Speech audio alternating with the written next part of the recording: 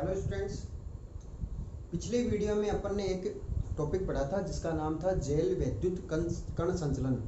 Gel वैद्युत कण संचलन या इसका दूसरा नाम अपने दिया था जैल इलेक्ट्रोफोरेसिस। वो एक टॉपिक अपन ने उस वीडियो के अंदर पूरा किया था। एक बार थोड़ा सा रिवीजन कर लेते हैं उसका।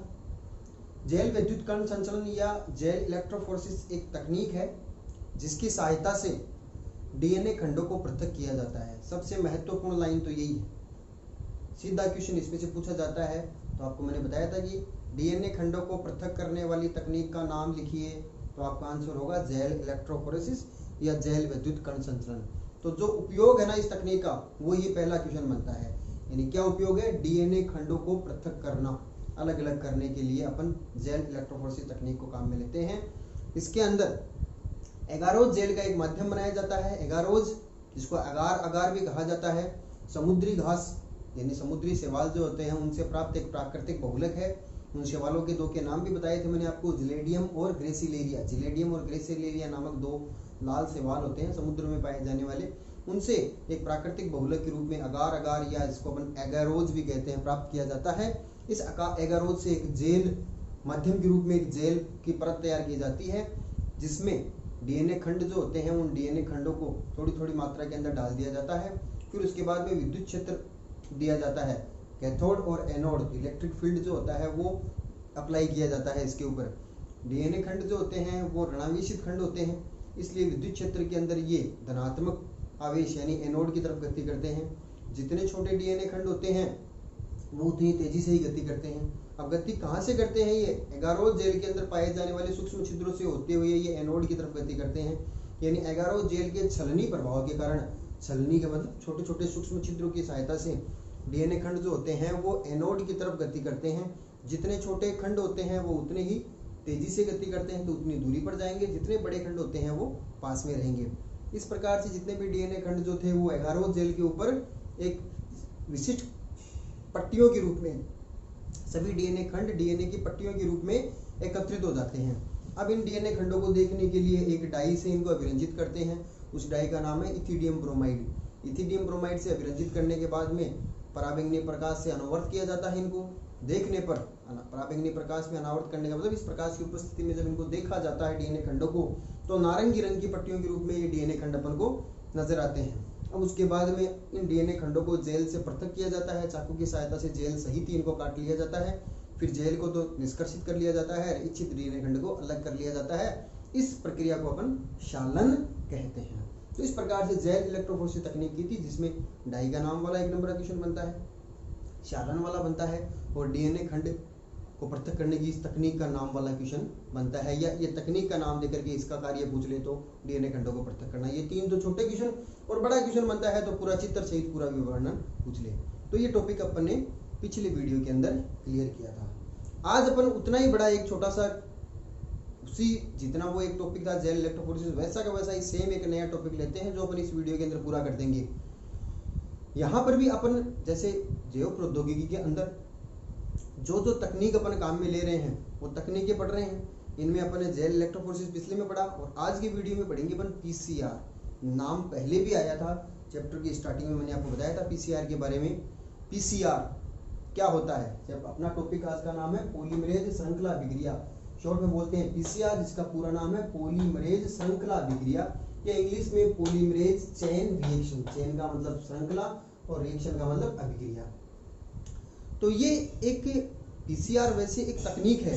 पीसीआर तकनीक जो होती है उसकी सहायता से क्या किया जाता है? सीधा सीधा तो हर तकनीक का उपयोग आना चाहिए अपन को।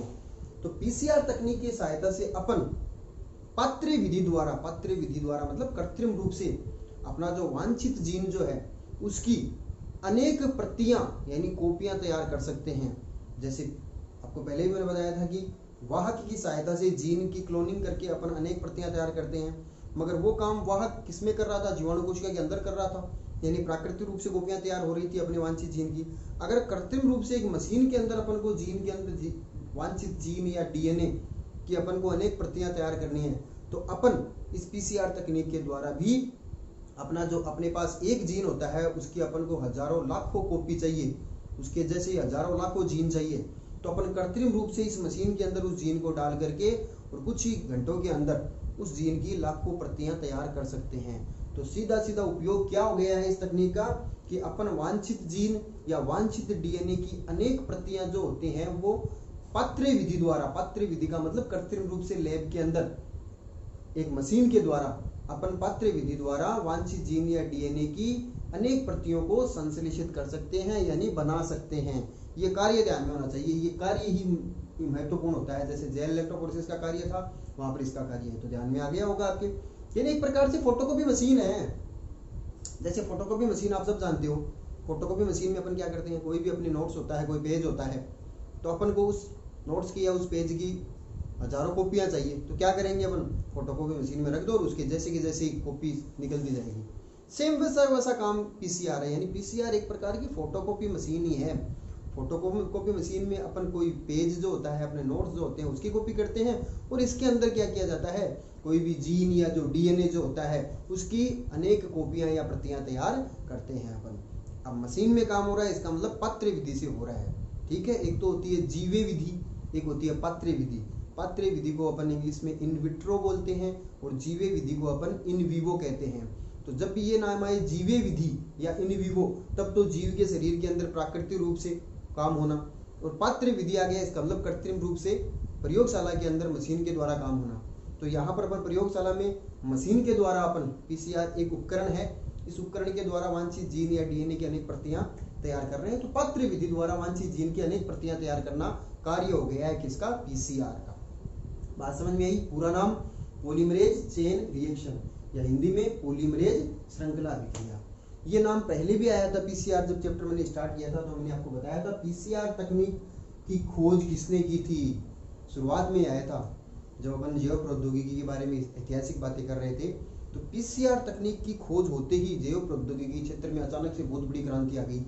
क्रांति कैसे आ गई कि अपन को तो वांछित जीन जो एक है उसकी हजारों कॉपी चाहिए, अपन जितने जीन होंगे उतना ही उसका अच्छा उपयोग करेंगे अपन। तो जीन की अनेक कॉपियां तैयार करने के लिए अपन को पीसीआर तकनीक मिल गई थी। पीसीआर तकनीक की खोज एक वैज्ञानिक ने की थी जिसका नाम था केरी मूलिस। केरी मूलिस नामक ने पीसीआर तकनीक की खोज की थी।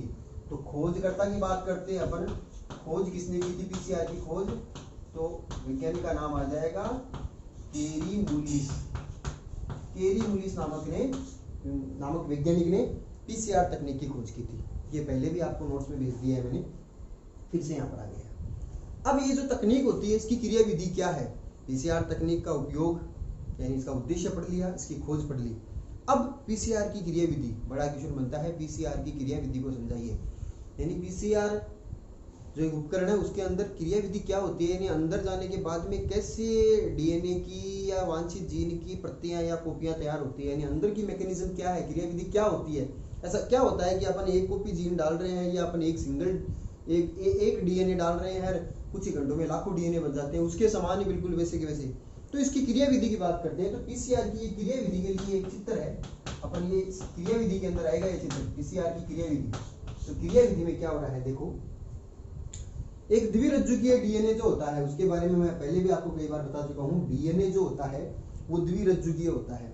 द्विरज्जुकीय का मतलब डीएनए की ऐसे चित्र आपने बहुत बार छोटी क्लासों के अंदर बनाया होगा। डीएनए ऐसा होता है, एक रज्जुक तो ये वाला हो गया, एक लाइन, दूसरा रज्जुक जो है ये वाला हो गया, दो रज्जुक हो गए, यानी दो लड़ी है, ये दोनों लड़ियां आपस में एक दूसरे के ऊपर ऐसे कुंडलित होती है, ये डीएनए यानी दो लड़ियां होता है। डीएनए जो होता है वो द्विलड़ीय संरचना है, द्विलड़ी बोल दो या द्विरज्जुक बोल दो, ठीक है।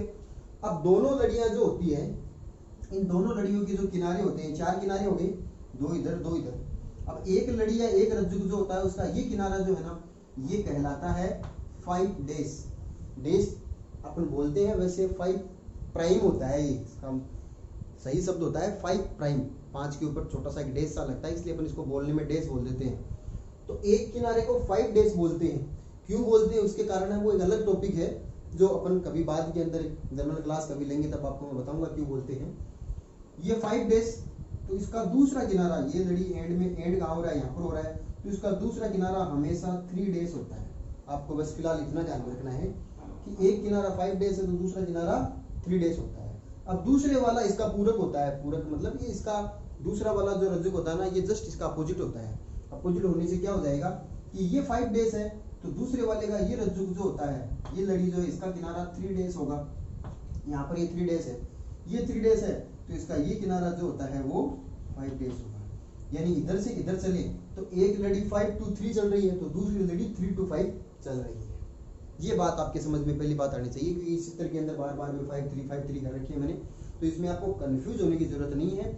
ये एक डीएनए है, डीएनए द्विरज्जुकीय या द्विलड़ीय होता है, जिसके अंदर दोनों लड़ियों के 4 किनारे में एक किनारा 5 डेज है, तो उसी लड़ी का दूसरा किनारा 3 डेज, तो दूसरी वाली लड़ी का किनारा 3 डेज होगा, तो इसका 5 डेज। अब इस डीएनए को जो द्विलड़ीय कुंडलित होता है, मैंने इसको चित्र में आसान करने के लिए अपनी किताब के अंदर ऐसा चित्र बनाया हुआ है, इसको ऐसे सीधा खोल करके बना लिया, यानी दोनों लड़ियों का कुंडलन खोल दिया है, सीधा कर लिया है, दोनों को बिल्कुल सीधा करके बना लिया है, और इस सीधे किए हुए डीएनए को मैंने ऐसे करके बना दिया है।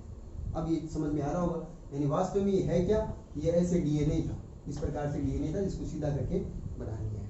ठीक है, अब देखो क्या है, ये अपना मूल डीएनए है, ये क्या है, अपना मुख्य डीएनए है, यानी एक कॉपी तो डीएनए डालना ही पड़ेगा पीसीआर के अंदर। भाई फोटोकॉपी मशीन अपन के अंदर अपन फोटोकॉपी जिस पेज की करते हैं वो मुख्य कॉपी तो डालनी पड़ती है अपन को, तो एक डीएनए की कॉपी तो अपन को डालनी पड़ेगी, या अपन ये कह दें कि पूरा डीएनए नहीं, अपन को उस डीएनए का कोई खंड या भाग, या अपन उस खंड या भाग को अपन जीन कहते हैं, तो वांछित जीन भी डीएनए का एक टुकड़ा ही हो गया है, तो उस वांछित जीन को या उस वांछित डीएनए को अपन पीसीआर के अंदर डालते हैं। अब पीसीआर के अंदर होता क्या क्या है, पहले तो अपन पीसीआर के अंदर पहले से क्या क्या चीजें पाई जाती है उनकी बात कर लें। देखो, पीसीआर के अंदर 2 प्राइमर होते हैं। अब ये प्राइमर क्या हो गए, देखो प्राइमर, या उसको शुद्ध हिंदी के अंदर एक शब्द और दिया हुआ है उपक्रामक, प्राइमर या उपक्रामक, यहाँ पर नाम लिखा हुआ है, देखो ये प्राइमर या उपक्रामक, ये क्या होते हैं, ये भी डीएनए या आरएनए के बने हुए छोटे छोटे रासायनिक रूप से संश्लेषित खंड है। यानी नया डीएनए जो बनाएंगे ना, उस डीएनए के पहले से ही बने हुए छोटे छोटे टुकड़े होते हैं। जैसे फॉर एग्जांपल ये बताऊं मैं, जैसे एक डीएनए का एक रज्जु है, ये एक लड़ी है, ये द्विलड़ीय डीएनए होता है, उसमें से एक लड़ी को मैंने अलग कर लिया। अब दूसरी वाली जो होती है, इसकी दूसरी वाली को भी अलग कर लिया, यानी दोनों को जो बंधों से जुड़े, हाइड्रोजन बंध से जुड़े हुए है ना, ये हाइड्रोजन बंध तोड़ दिए, तो दोनों लड़ी जो होती है अलग अलग हो गई है। अब इस वाली की नई जो मैंने इसके साथ जुड़ी हुई थी वो अलग कर दी, मगर इसकी मैं दूसरी एक और बना दूं यहाँ पर, और इसकी दूसरी जो है वो एक और बना दूं मैं यहाँ पर, तो अब डीएनए की 2 कॉपी बन गई ना अपने पास। पहले एक था ऐसा, एक जो था ना, एक डीएनए जो था, उस एक डीएनए के मैंने क्या किए हैं, जैसे ये डीएनए था, इस डीएनए को मैंने क्या किया है कि दोनों आपस में जुड़े हुए थे हाइड्रोजन बंध से, दोनों लड़ियां, हाइड्रोजन बंध तोड़े, दोनों को अलग अलग कर दिया। अब एक लड़ी तो होती नहीं डीएनए की, दूसरी लड़ी और सही है, तो दूसरी लड़ी इसकी नई बना दी एक और इसके पास, और इसके पास एक और बना दी, तो अब प्रारंभिक तौर पर 2 डीएनए हो गए ना अपने पास, द्विलड़ी या 2 डीएनए हो गए ना। सेम यही काम होता है इसके अंदर पीसीआर के अंदर, कि डीएनए जो होता है ना, उस डीएनए की दोनों लड़ियां अलग अलग होती है, फिर उसके बाद में दोनों लड़ियों के अलग अलग नए लड़ी जो है ना, वो नए सिरे से बनती है। अब नए सिरे से बनेगी तो शुरुआत में पहले से ही कुछ बना बनाया टुकड़ा जो है ना, नई लड़ी जो बनेगी उसके लिए छोटा सा एक टुकड़ा पहले से ही जोड़ना पड़ता है। जैसे कोई गाड़ी जो होती है, जैसे सेल्फ स्टार्ट नहीं है, कोई प्रॉब्लम हो गई है, रुक गई है, तो उसके बाद में उसको स्टार्ट करने के लिए थोड़ा सा धक्का लगाना पड़ता है ना, उसको धक्का लगाया फिर स्टार्ट होगी, फिर कंटिन्यू चलती जाती है। ऐसे ही इस धक्का लगाने के लिए काम जो है ना, उसका काम यहाँ पर एक उदाहरण के तौर पर समझाया मैंने, कि पहले से एक छोटा सा इसकी दूसरी लड़ी का पहले से रेडीमेड बना बनाया टुकड़ा जो है ना, पूरक, इसका पूरक का मतलब आप समझ रहे हो, पहले वाली वीडियो बताया था मैंने, ए का पूरक टी होता है, जी का पूरक सी होता है। ऐसे जैसे यहाँ पर जैसे ये थे ए टी जी सी, तो इसका पूरक खंड में क्या होगा, टी ए सी जी। ये इतना सा टुकड़ा जो है ना डीएनए का, ये पूरक टुकड़ा, ये पहले से ही बना बनाया रेडीमेड उस डीएनए के अंदर, पीसीआर के अंदर डाल दिया जाता है। ऐसे अपने पास शुरू में एक डीएनए की एक कॉपी डाल रहे हैं, तो एक कॉपी डीएनए का मतलब 2 लड़ियां, दोनों लड़ियों पर 2 पहले से संश्लेषित डीएनए के खंड जोड़ने के लिए 2 उपक्रामक चाहिए ना अपन को, 2 प्राइमर चाहिए ना, कि दोनों के किनारे पर जुड़ने हैं। अब उसके बाद में वहां से आगे बढ़ जाएंगे, नए डीएनए के जो लड़ी बनेंगे ना, वो वहीं से ही बढ़ जाएगी। तो 2 तो प्राइमर या 2 उपक्रामक होते हैं, सीधी सीधी बात है। प्राइमरी या उपक्रामक क्या है, रासायनिक रूप से संश्लेषित डीएनए के छोटे छोटे पूरक खंड प्राइमर कहलाते हैं। रासायनिक रूप से संश्लेषित डीएनए के छोटे छोटे पूरक खंड प्राइमर या उपक्रामक कहलाते हैं, जो पहले से ही पीसीआर के अंदर पाए जाते हैं।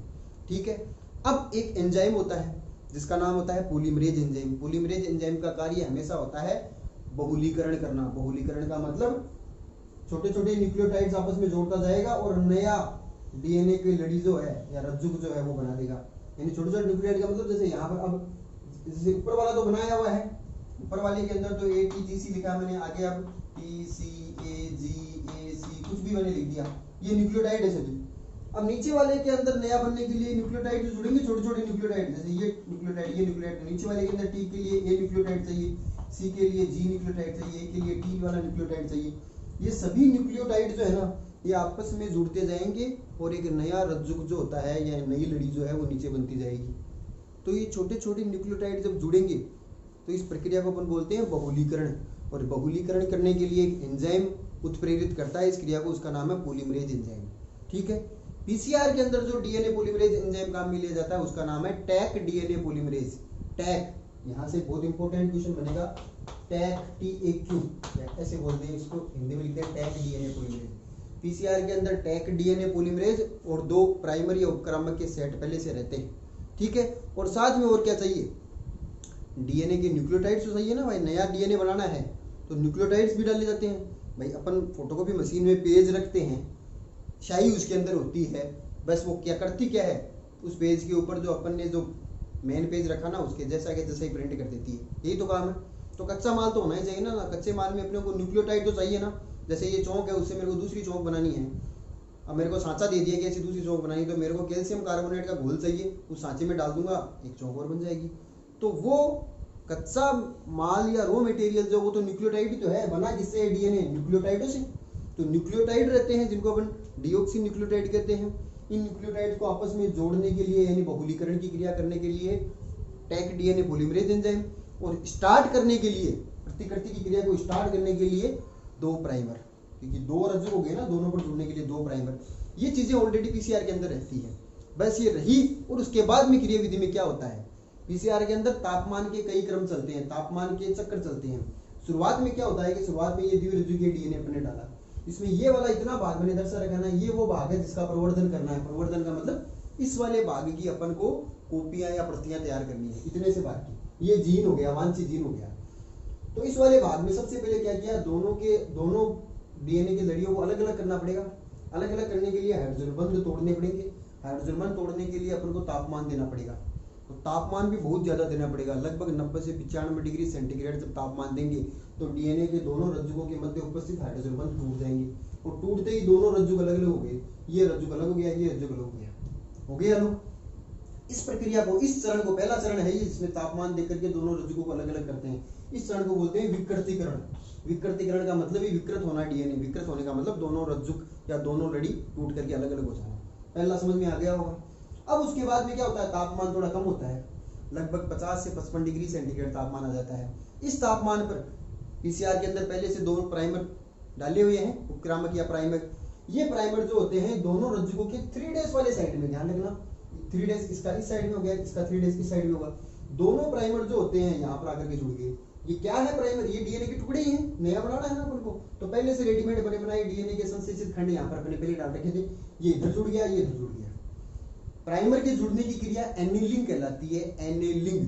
तो इस दूसरे चरण को बोल दिया नाम एनीलिंग। इस समय पर तापमान 50 से 55 डिग्री सेंटीग्रेड रहता है पीसीआर का। अब अगला चरण क्या होगा, अगला चरण जो होता है उसका नाम है विस्तार। अब अगले चरण में क्या होगा, Taq DNA polymerase enzyme plus deoxynucleotides. Nucleotides वो कच्चा माल है, टैक डीएनए पॉलीमरेज एंजाइम सभी न्यूक्लियोटाइड्स को जोड़ करके बहुलीकरण की क्रिया करेगा। अब इसका काम स्टार्ट हो जाएगा। ये प्राइमर जो है ना, इन प्राइमर से आगे की तरफ प्राइमरों का विस्तार हो जाएगा। प्राइमर का विस्तार का मतलब जैसे यहाँ पर ये प्राइमर था, ये प्राइमर था यहाँ पर जुड़ा हुआ था ना, इस वाले रज्जुक में यहाँ पर जुड़ा हुआ था, यानी ये वाला रज्जुक जो है इसका ये प्राइमर था, और नीचे वाला जो था इसका इधर प्राइमर था। अब इन प्राइमरों से आगे नए न्यूक्लियोटाइड जुड़ते जाएंगे, और ये जो रज्जुक है ना इसका विस्तार हो जाएगा, नया लड़ी यहाँ पर इधर बन जाएगी, और इससे नई लड़ी जो होती है वो इस डायरेक्शन में बन जाएगी। ध्यान रखना, हमेशा 5 to 3 डेज डायरेक्शन में डीएनए का रेप्लिकेशन होता है। प्रतिकृति डीएनए की 5 to 3 डेज दिशा में होती है। तो नया रज्जुक जो होता है वो इसका इस दिशा में, क्योंकि इतना सा तो बनाया डाल दिया, आगे का बनना है वो आगे का बनेगा किसमें, किससे बनेगा, न्यूक्लियोटाइड्स पड़े हैं, पॉलीमरेज एंजाइम पड़ा है, ये एंजाइम सभी न्यूक्लियोटाइड को छोटे छोटे न्यूक्लियोटाइड को ऐसे जोड़ता जाएगा, जोड़ते जोड़ते एक नई लड़ी या नई लाइन बना देगा ऐसे। ऐसे ही इसके न्यूक्लियोटाइड जुड़ते जाएंगे टैग डीएनए पॉलीमरेज एंजाइम की उपस्थिति में, और यहाँ पर ये नई लड़ी बन जाएगी। इसको मैंने इस चित्र के अंदर दिखाया है। इसमें क्या हुआ, ये तो पहले वाला था, जो पुराना जो डीएनए का एक लड़ी थी ना उसको बोलते हैं टेम्पलेट, वो था टेम्पलेट डीएनए, जो वास्तव में जीनोमिक डीएनए था, यानी अपने जो शुरुआत में लिया वो जीनोमिक डीएनए है। जीनोमिक डीएनए को टेम्पलेट के रूप में काम में ले लिया है। यहाँ पर टेम्पलेट का मतलब होता है सांचा या फर्मा, यानी इसमें पाए जाने वाले न्यूक्लियोटाइड्सों का क्रम जो है ना, उसके पूरक न्यूक्लियोटाइडों के क्रम इसमें जुड़ते जाएंगे और नया लड़ी बनती जाएगी। इसलिए ऊपर वाले जीनोमिक डीएनए को टेम्पलेट के रूप में काम में लेते हुए नीचे वाले नए लड़ी का निर्माण कर दिया जाता है। तो इसकी अपना एक नया बन गया, ये एक डीएनए की कॉपी बन गई अपने पास, और इसका जो होता है वो एक नया ये बन गया। तो अब अपने पास शुरुआत में एक कॉपी थी डीएनए की, जैसे ही तीसरा चरण पूरा हुआ अपने पास दो कॉपी बन गई है, एक था जिससे एक ये दो बन गई है। ये एक चक्कर पूरा होता है। पीसीआर एक चक्रीय विक्रिया है जिसके हर चक्कर में डीएनए डबल हो जाता है। एक कॉपी डीएनए एक चक्कर पूरा सेकंडों में पूरा हो जाता है, दो कॉपी बन गई है। अब दोनों कॉपी में वही चक्कर चलता है, फिर 4 कॉपी बन गई है, फिर 8 कॉपी बन गई है, 16, 32 ऐसे लगातार 2 की पावर n में, यानी लगातार जस्ट डबल होता जाता है डीएनए। तो अब अपने पास एक चक्कर पूरा हुआ, इसमें विस्तार नाम दिया। इस समय पर तापमान 72 डिग्री सेंटीग्रेड होता है, यानी इसमें कितना था एनिलिंग में 50 से 55, यहाँ से तापमान बढ़ा 70 से 72 डिग्री सेंटीग्रेड। 70 से 72 डिग्री सेंटीग्रेड तापमान पर क्या हुआ, दोनों प्राइमरों का विस्तार हो गया, यानी न्यूक्लियोटाइड जुड़ते गए और ये लड़ी पूरी की पूरी लंबी हो गई। और इस प्रकार से डीएनए की एक कॉपी थी, यहाँ पर ये 2 कॉपी डीएनए बन गया, यानी द्विरज्जुकीय डीएनए जो था ना उसकी 2 कॉपियां बन गई है। बात समझ में आ गई। अब यहाँ से वापिस प्रथम चरण चालू हो जाएगा, यानी ये चक्कर वापिस रिपीट होगा। क्या होगा, तापमान बढ़ेगा, दोनों डीएनए की द्विरज्जुकीय डीएनए के मध्य उपस्थित हाइड्रोजन टूटेंगे। हाइड्रोजन टूटेंगे तो चारों लड़ियां अलग अलग हो जाएगी। चारों लड़ी पर 4 प्राइमर आकर के जुड़ जाएंगे 3 डेज वाले सिरे पर। फिर उसके बाद में तापमान 72 डिग्री होगा, टैग डीएनए पॉलीमरेज एंजाइम है ही, डीऑक्सी न्यूक्लियोटाइड है ही। फिर चारों से 4 अलग अलग हो गए ना, अभी चारों जो अलग है उनके नए नए एक एक लड़ी और बन जाएगी। तो क्या बन गए, फिर 4 द्विरज्जुकीय डीएनए बन गए अलग से। ठीक है, अब वो चक्र पूरा हुआ, फिर उसके बाद में दोबारा शुरू से फिर 4 डीएनए जो द्विलड़ीय डीएनए ना, उन चारों के अंदर क्या हो जाएगा, सबके हाइड्रोजन बॉन्ड टूट जाएंगे। तो चारों में से 8 हो गए ना, 8 लाइनें हो गई है भाई। एक डीएनए द्विलड़ीय डीएनए के अणु के अंदर 2 थे, 2 लड़ियां थी, तो हाइड्रोजन बॉन्ड टूटने से 8 लाइनें हो गई, अलग अलग 8 लड़ियां हो गई। 8 के 8 प्राइमर जुड़ेंगे, फिर नए जुड़ते जाएंगे, नई लाइनें बन जाएगी उनकी, नई लड़ियां बन जाएगी। तो अपने पास 8 कॉपी हो जाएगी द्विलड़ीय या द्विरज्जुकीय डीएनए की। ऐसे लगातार चक्रीय विक्रिया चलती है। पीसीआर एक चक्रीय विक्रिया है जिसके हर चक्कर के अंदर डीएनए जस्ट डबल हो जाता है। लगभग 30 चक्कर हो जाने पर 10 लाख प्रतियां इस डीएनए की ऐसे बन जाती है, जो कुछ घंटों का ही काम है। बात समझ में आई। अब यहाँ पर एक इंपॉर्टेंट क्वेश्चन ये बनता है, टैग डीएनए पॉलीमरेज। पीसीआर के अंदर काम में आने वाला पॉलीमरेज एंजाइम जो है वो सामान्य पॉलीमरेज एंजाइम नहीं है, उसका नाम है टैग डीएनए पॉलीमरेज। ये टैग डीएनए पॉलीमरेज क्यों कहा गया है इसको? टैग का मतलब क्या है? टैग का मतलब होता है एक जीवाणु है जिसका नाम है थर्मस एक्वेटिकस। क्या नाम है इसका? Thermus aquaticus. एक्वेटिकस, ठीक है। थर्मस एक्वेटिकस नाम एक जीवाणु है। ये जीवाणु अत्यंत गर्म जल के स्रोतों में पाया जाता है, उबलते हुए जल के अंदर भी जीवित रहता है। अब देखो, सामान्य डीएनए पॉलीमरेज एंजाइम अगर पीसीआर में काम मिलेंगे अपन, तो पीसीआर के अंदर तापमान, हाई तापमान भी जाता है, बहुत उच्च तापमान भी होता है 90 से 95 डिग्री सेंटीग्रेड। मगर इस तापमान के ऊपर कोई भी एंजाइम सक्रिय नहीं रहता, निष्क्रिय हो जाते हैं। अपन को पता है कि एंजाइम जो होते हैं लगभग 50-55 डिग्री सेंटीग्रेड तापमान के बाद में अगर उच्च तापमान दे दिया जाए ना एंजाइम को, वो निष्क्रिय हो जाएंगे, काम ही नहीं करेंगे। तो अपन को पीसीआर के अंदर कोई ऐसा पॉलीमरेज एंजाइम चाहिए जो तापमान के उच्च परास को सहन कर सके, उच्च रेंज को भी सहन कर सके, यानी ताप स्थायी पॉलीमरेज एंजाइम चाहिए। इसके लिए अपन ने क्या किया, ऐसे जीवाणु को खोजा जो वो खुद जीवाणु ही अत्यंत गर्म जल के स्रोतों में पाया जाता है। जब वो जीवाणु 100 डिग्री सेंटीग्रेड तापमान में पाया जाता है तो उस जीवाणु के कोशिका में बनने वाला डीएनए पॉलीमरेज एंजाइम, ये डीएनए पॉलीमरेज एंजाइम जीवाणु से निकाला जाता है। तो अपन ने ऐसे जीवाणु का चयन किया जो जीवाणु अत्यंत गर्म जल के स्रोतों में यानी 100 डिग्री सेंटीग्रेड तापमान वाले जल के अंदर भी पाया जाता है, जीवित रहता है, उसके अंदर पाए जाने वाले एंजाइम भी सक्रिय होंगे। तो थर्मस एक्वेटिकस नामक जीवाणु गर्म जल के स्रोतों में पाया जाता था और उस जीवाणु से डीएनए पॉलीमरेज एंजाइम को निकाला और उस डीएनए पॉलीमरेज एंजाइम को पीसीआर के अंदर काम में लिया, तो उस डीएनए पॉलीमरेज एंजाइम को नाम टेक डीएनए पॉलीमरेज इसीलिए दिया कि थर्मस से ले लिया टी और एक्वेटिक से ले लिया एक क्यू, तो बन गया टेक डीएनए पॉलीमरेज। यानी टेक डीएनए पॉलीमरेज एक ताप स्थायी पॉलीमरेज एंजाइम है जिसे थर्मस एक्वेटिकस नामक जीवाणु से प्राप्त किया गया है। क्यों किया गया है? क्योंकि वो पीसीआर के उच्च तापमान की सीमा को सहन कर सके, यानी 90 से 95 डिग्री सेंटीग्रेड तापमान पर भी ये एंजाइम जो है वो निष्क्रिय नहीं हो, इसलिए ताप स्थायी एंजाइम चाहिए इसके अंदर। नॉर्मल डीएनए पॉलीमरेज एंजाइम जो 50 से 55 डिग्री सेंटीग्रेड तापमान के ऊपर निष्क्रिय हो जाते हैं वो नहीं चलेगा इसमें, इसके अंदर टेक डीएनए पॉलीमरेज एंजाइम ही चाहिए। तो बात समझ में आ गई होगी, ये बहुत महत्वपूर्ण क्वेश्चन है टेक वाला। पीसीआर की पूरी प्रक्रिया इस प्रकार से होती है जिसमें अपन वांछित जीन की पत्र विधि के द्वारा यानी कृत्रिम रूप से अनेक प्रतियां तैयार कर सकते हैं। अगले वीडियो में फिर से इसको एक बार ढंग से रिवीजन करेंगे क्योंकि बहुत सारे नए शब्द इसके अंदर आए होंगे। एक बार रिवीजन करके फिर आपको समझा दिया जाएगा। Thank you.